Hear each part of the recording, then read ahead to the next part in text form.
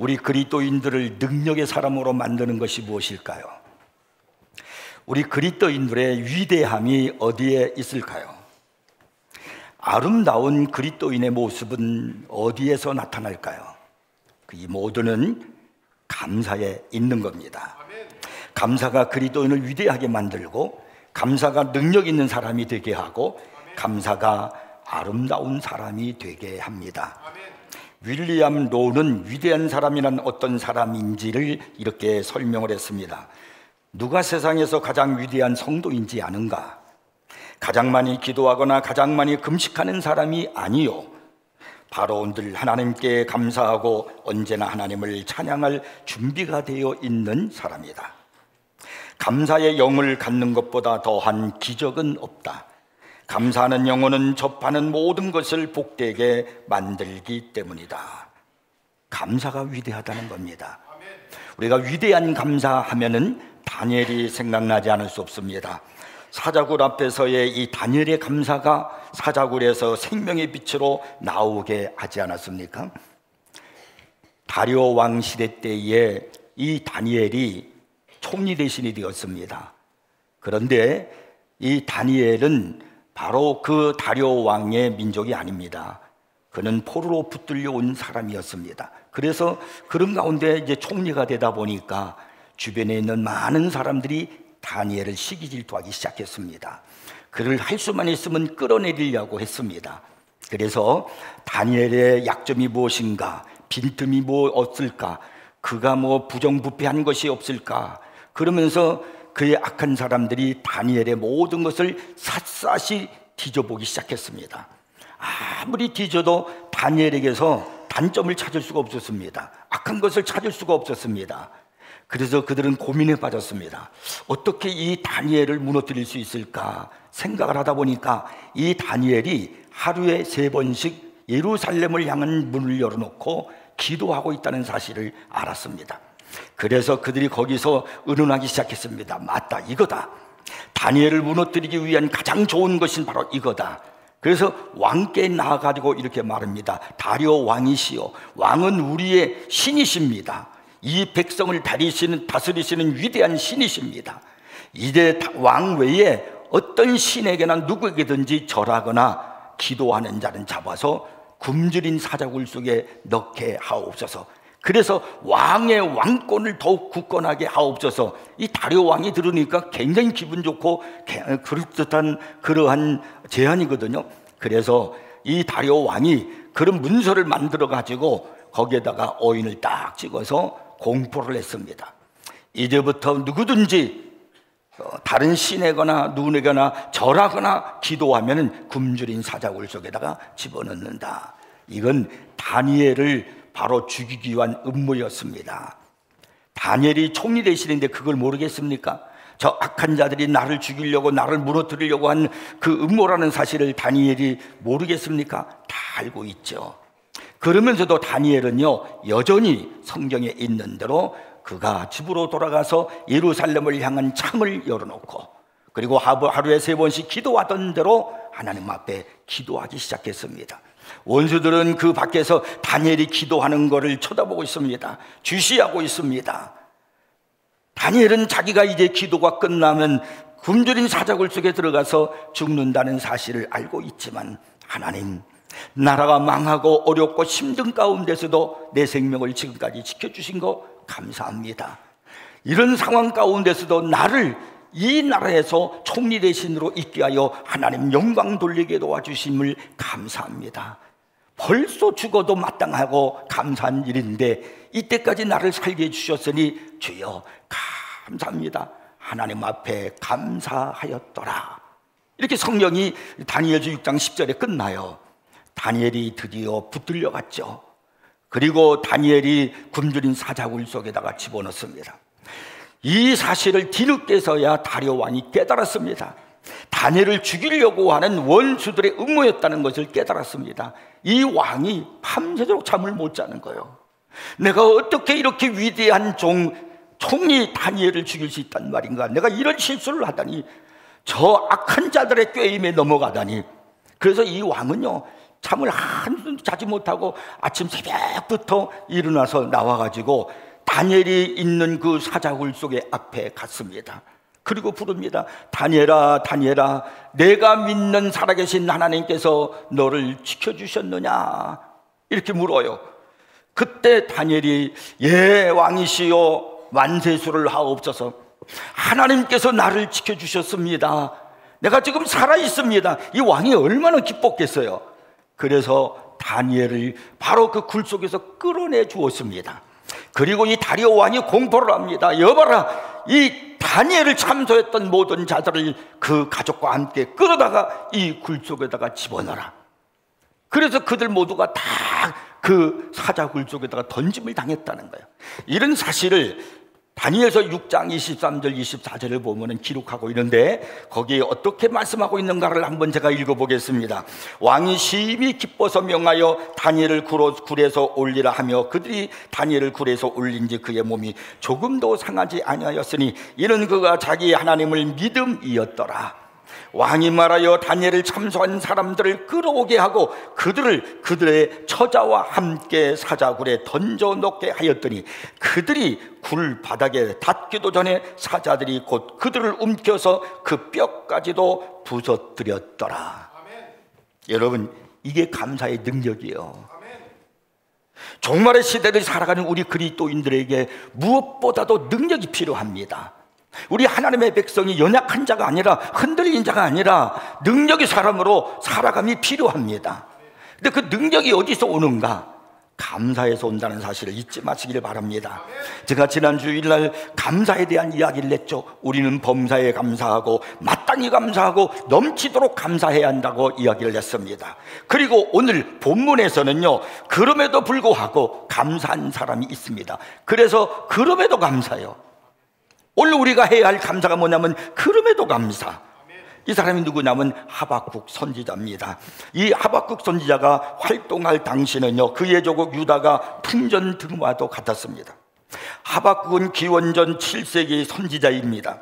하박국 당시의 국제정세는요, 강대국이었던 아수르 제국이 멸망하고 애굽 역시 그 국군이 기울어지면서 신흥국가인 바벨론이 강력한 세력으로 국제 무대에 등장하고 있었습니다. 그런데 큰 문제는 이 바벨론이 유다 나라를 노리고 있다는 겁니다. 하박국 선지자의 나라를 노리고 있다는 거예요. 그들이 머지않아서 이제 말을 타고 창검을 번뜩이면서 유다를 침략하려는 소문이 바다에게 퍼지고 있었습니다. 그런데 국내 사정은 이루 말할 수가 없어요. 종교적으로나 정치적으로나 군사적으로 보면 이 바벨론과 맞서 싸울 만한 그런 힘이 하나도 없었습니다. 그야말로 탈진 상태였습니다. 뿐만 아니라 국내 정세는 막 혼란했습니다. 이 나라는요, 불법과 폭력이 난무하고 완전히 무법천지가 되면서 도덕성이 없는 혼란한 그런 나라가 되고 말았습니다. 하나님의 나라 유다가 완전히 악으로 뒤덮인 시기였습니다. 강포가 있었고 겁탈이 있었고요, 악인이 설치는 그런 시대가 바로 이 하박국 선지자의 사역을 하고 있었을 그 당시 그 나라의 모습이었습니다. 그래서 하박국 선지자는 깊이 고민하면서 하나님 앞에 이렇게 질문하며 기도를 합니다. 그것이 바로 하박국서 1장 2절부터 4절이 나와 있어요. 여호와여, 내가 부르짖어도 주께서 듣지 아니하시니 어느 때까지니까? 내가 강포로 말미암아 외쳐도 주께서 구원하지 아니하시나이다. 어찌하여 내게 죄악을 보게 하시며 패역을 눈으로 보게 하시나이까? 겁탈과 강포가 내 앞에 있고 변론과 분쟁이 일어났나이다. 이러므로 율법이 해이하고 정의가 전혀 시행되지 못하오니 이는 악인이 의인을 애워쌌으므로 정의가 굽게 행하여 짐이니이다. 아마도 하박국은 오랫동안 자신의 나라 유다의 그 타락과 말씀을 떠난 그 민족을 위해서 고민하고 기도했던 것으로 보여집니다. 예루살렘 안에 깊이 자리한 악을 보면서 도대체 다른 것도 아니고 어떻게 하나님의 나라 안에서, 그것도 예루살렘 성전이 있는 그 안에서 이런 악이 심하게 판을 칠 수가 있겠는가 번민하면서 하나님 앞에 기도했던 것입니다. 하나님이 계시는데 세상에 어떻게 이런 일이 일어날 수 있을까? 아무 죄도 없는 사람들이 끌려가서 돈 때문에 얻어맞고 팔려가고, 이런 것을 보면서도 하나님은 그냥 계신단 말입니까? 이런 상황을 보면서 이 선지자는요, 깊이 깊이 고민하고 괴로워하는 겁니다. 하나님을 믿는다고 하는 사람들이, 하나님 앞에 예배드리고 기도하고 말씀을 듣는다고 하는 그 사람들이 하는 악을 보니까 차마 볼 수가 없었어요. 우상 숭배가 깊이 빠져 있고 세속에 물들어 있던 것입니다. 다른 것도 아니고 세상도 아니고 하나님의 나라라고 하는 예루살렘 안에서 어떻게 이런 일이 일어날 수 있을까? 하나님이 살아계시면 어떻게 이런 일이 일어날 수 있을까? 그래서 하박국 선지자는요, 이 암울한 시대에 하나님의 말씀을 믿고 이 말씀을 계속 내가 전하면은 이 민족이 변하리라 하는 소망을 가지고 말씀을 전하기 시작하는 겁니다. 그는요, 외쳤습니다. 울부짖듯이 그 백성들, 타락한 백성들을 향해서 말씀을 외쳤습니다. 하나님의 말씀이 능력이고 하나님의 말씀이 우리를 변화시키고, 그리고 하나님의 말씀의 역사가 우리를 새롭게 할 것이라고 외쳤습니다. 그러나 문제는 도무지 이 선자의 말이 씨가 막히지 않는 겁니다. 사람들은요, 눈 하나 깜빡이지 않았습니다. 하나님의 말씀으로 지적하고 양심을 찌르면 조금이라도 달라질 것이라고 기도했는데 전혀 먹히지가 않았습니다. 여기서 선지자가 갖는 절망감을 이해하시겠습니까? 하박국의 실망은 사실 남의 이야기가 아닙니다. 바로 오늘 우리의 현실에서 부딪히는 우리의 절망이기도 한 것입니다.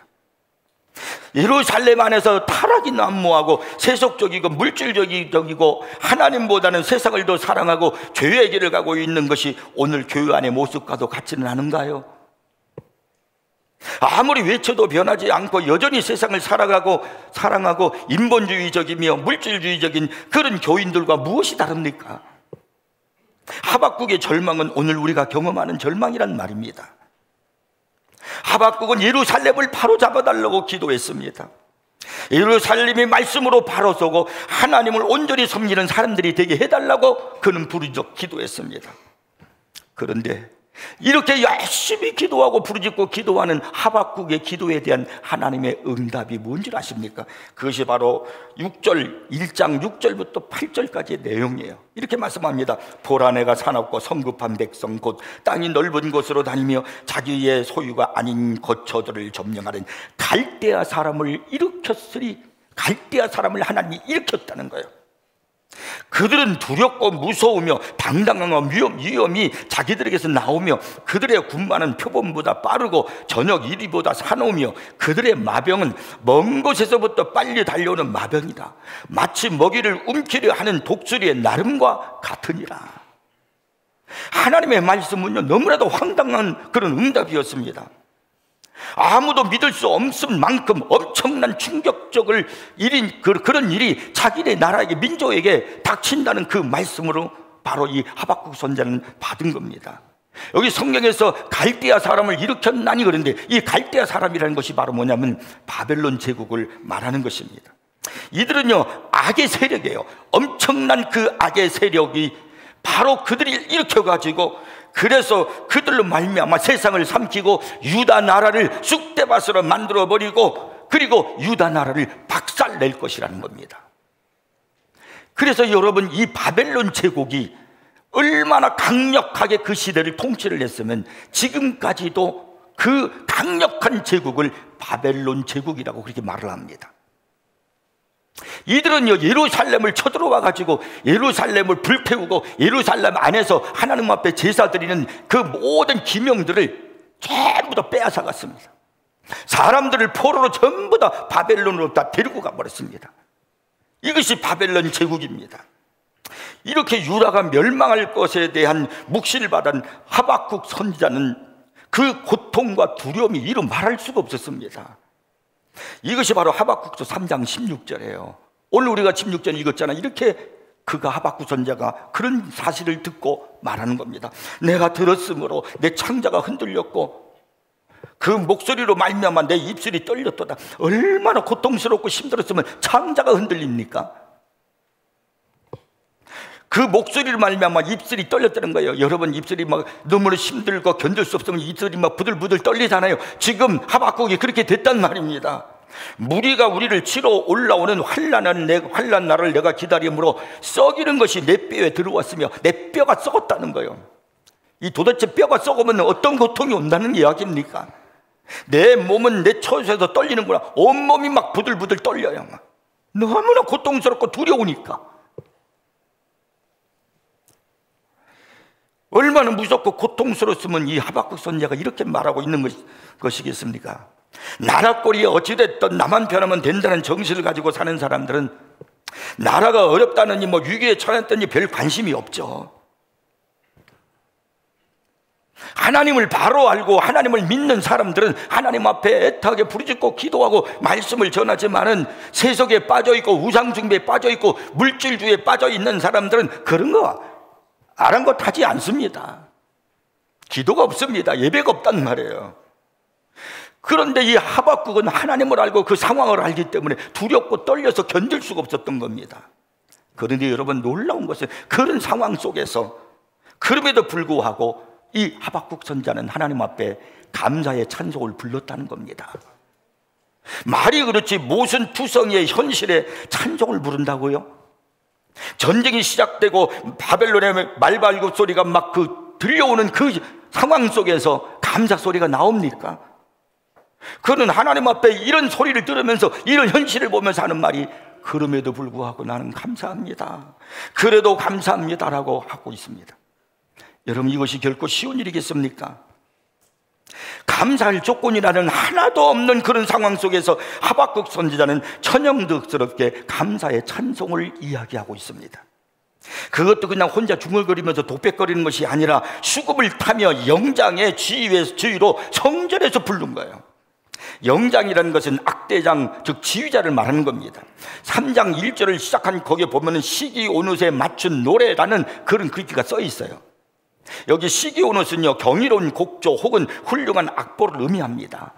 악장의 지휘로 현악기에 맞추어서 신기한 곡조로 성전에서 이 하박국이 말합니다. 큰 소리로 찬송과 감사로 찬송을 부르고 있는 거예요. 여러분, 이해하시겠습니까? 지금 이 상황 속에서요.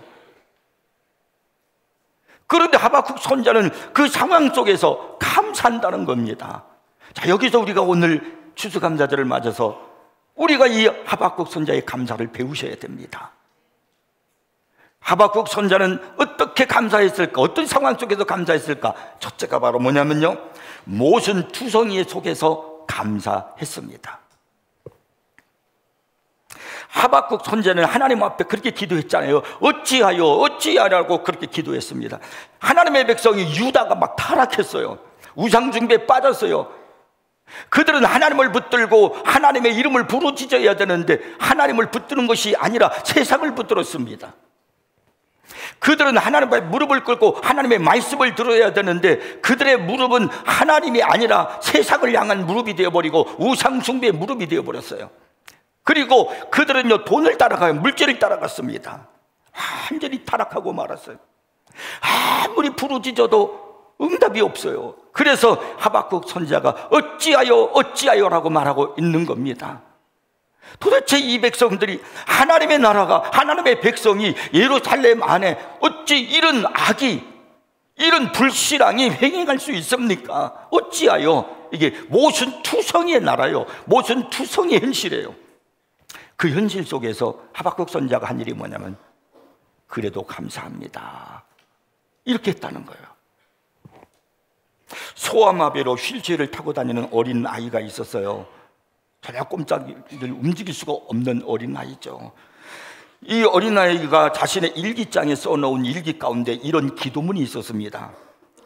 예수님, 오늘도 아침에 눈을 뜨니 창밖에 햇빛과 새소리가 기다리고 있어요. 예수님, 오늘도 바른 손으로 글씨를 쓸 수 있게 해주시고 두 눈으로 엄마 아빠 얼굴 보고 파란 하늘 보게 해주셔서 고마워요. 오늘도 짜증 부리지 않고 지날 수 있게 해주세요. 이 아이가 쓴 기도문을 읽으면서 우리가 느끼는 것이 무엇입니까? 이 아이는 인생을 자신의 모습 속에서 바라보면 모순투성이요.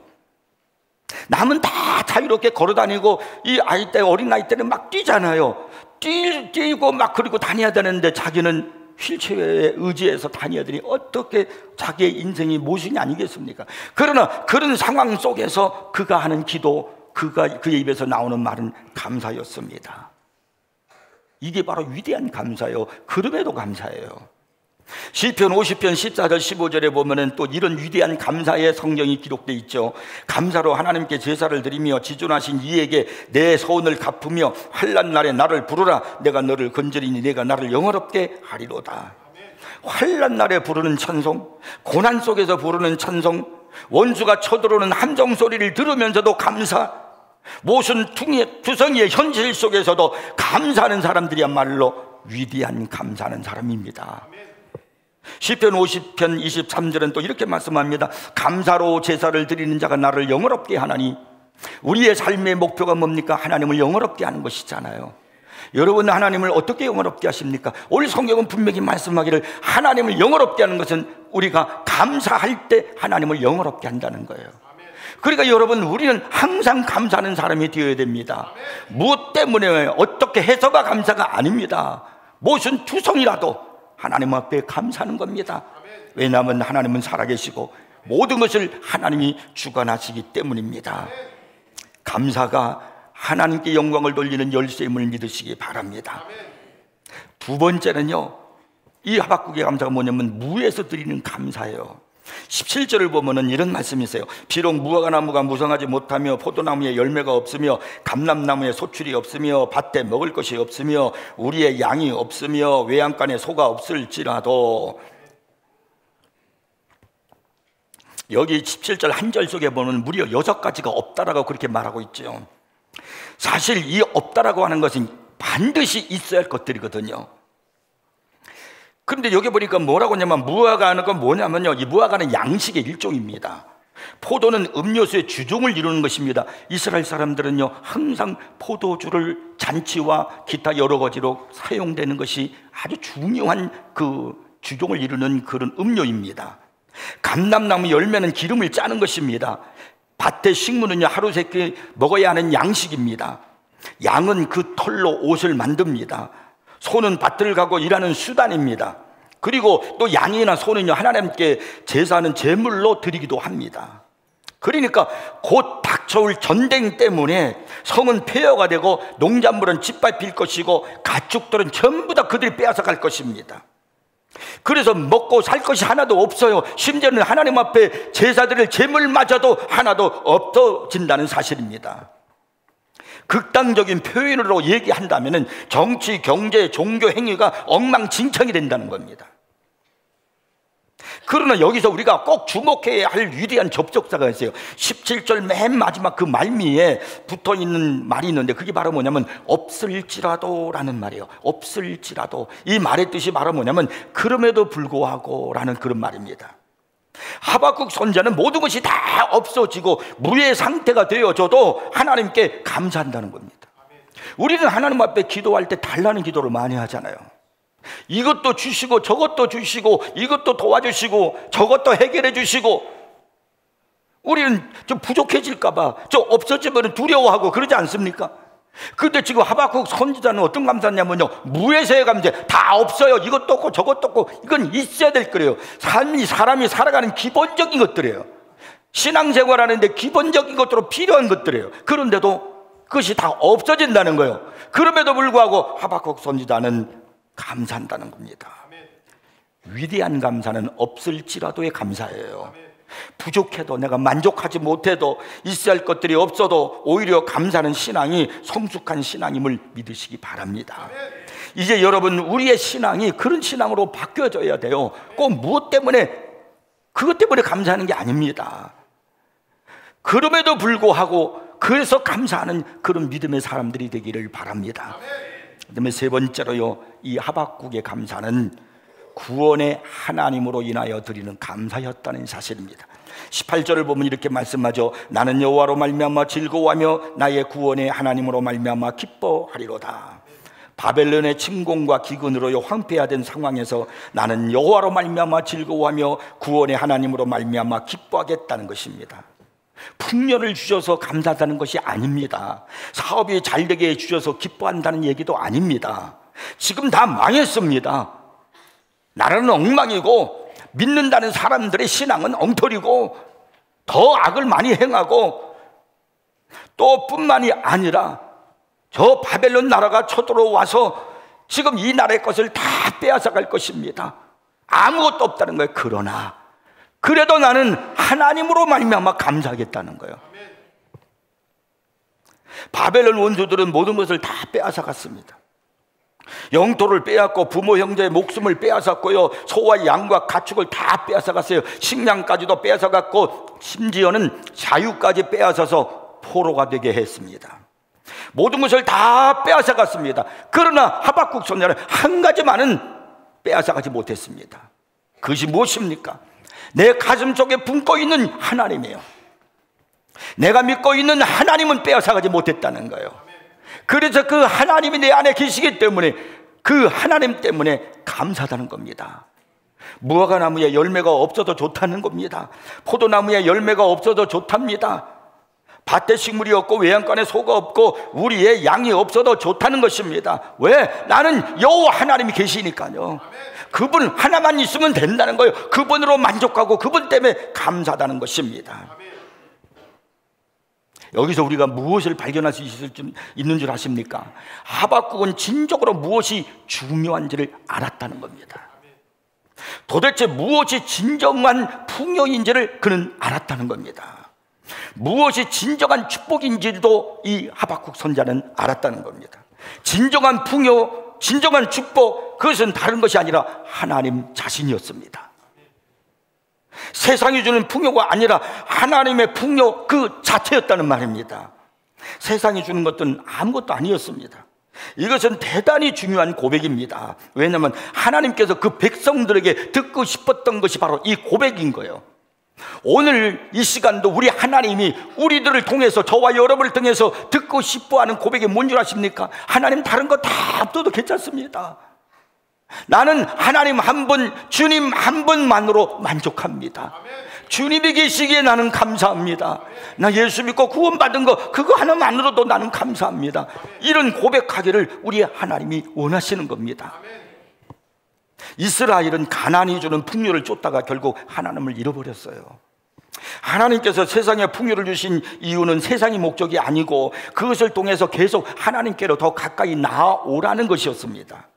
계속 하나님을 부르짖고 하나님을 붙들라는 것이었습니다. 세상이 목적이 아닙니다.